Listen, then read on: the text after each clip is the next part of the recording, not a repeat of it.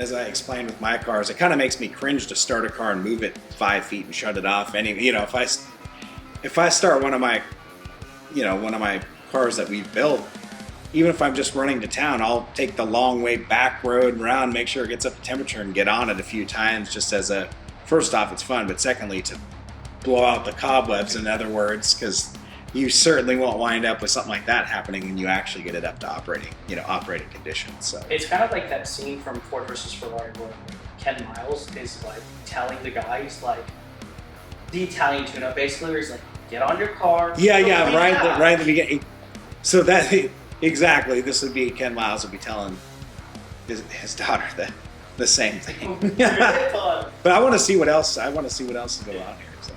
That none of the sludge really migrated to where it could really do some damage and completely block that line on the oil pump is weird to me. That's really interesting. System, and the passages in the cylinder head were fine.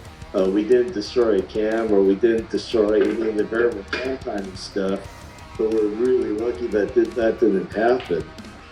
When you look at the block, you can see the sludge buildup in here.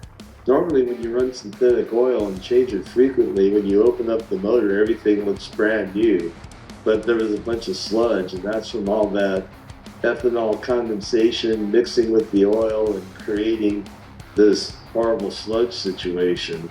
Surprisingly, when you look at the main bearings, I'm surprised that he didn't wind up with more of like a milky kind of, if you like blow like a head gasket, for example, and that coolant gets into your oil, you wind up like milky oil.